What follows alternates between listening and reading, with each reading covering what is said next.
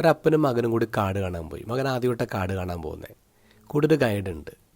മകൻ ഈ അത്ഭുത കാഴ്ചകളിൽ എക്സൈറ്റഡ് ആയിട്ട് ഇങ്ങനെ പറഞ്ഞു, ഐ എം ഷുവർ ഇവിടെ ദൈവമുണ്ട്.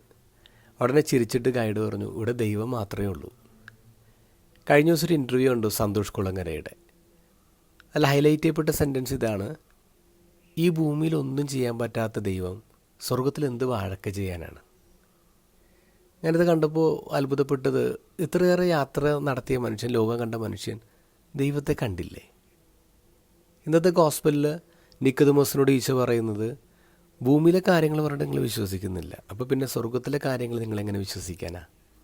നമ്മളെ മനുഷ്യർ ഈ ഭൂമിയിൽ അത്രമാത്രം ടൈഡപ്പാണ്. സന്തോഷ് കുളങ്ങര പറയുന്ന വേറൊരു കാര്യം, ഈ ബഹിരാകാശ ലോകത്തേക്ക് നമ്മളിങ്ങനെ യാത്ര നടത്തുമ്പോൾ ഈ പണ്ടത്തെ വിഡ്ഢിത്തങ്ങൾ മതം ഇങ്ങനെ പഠിപ്പിച്ചുകൊണ്ടിരിക്കുകയാണ്. ഞാൻ ചിന്തിക്കുകയായിരുന്നു, കുളങ്ങരയും ഈ വിഡ്ഢിത്തം തന്നെയല്ലേ വിളമ്പിക്കൊണ്ടിരിക്കുന്നത്. കാരണം എത്രയോ പഴകിയ ചിന്തയാണ് ഈ ഭൂമിയിൽ തിന്മയുണ്ട്, ഈ ഭൂമിയിൽ ദുരന്തമുണ്ട്, അതിനർത്ഥം ദൈവമില്ല എന്നുള്ളത്. ദൈവം ഇല്ലയെന്ന് പഠിപ്പിക്കാനാണ് ദുഃഖവും ദുരന്തമൊക്കെ കാണിക്കുന്നത്. ഈ ഭൂമിയിൽ നടക്കുന്ന എല്ലാ മുന്നേറ്റങ്ങളും, എല്ലാ സയൻറ്റിഫിക് ഇന്നോവേഷൻസും അതിൻ്റെയൊക്കെ ക്രെഡിറ്റ് മനുഷ്യന്. ഈ ഭൂമിയിലുള്ള സകല യുദ്ധങ്ങൾക്കും ദുരന്തങ്ങൾക്കും അതിൻ്റെ ക്രെഡിറ്റ് ദൈവത്തിന്. എന്താ അല്ലേ നമ്മളെപ്പോഴാണ് വളരുന്നത്?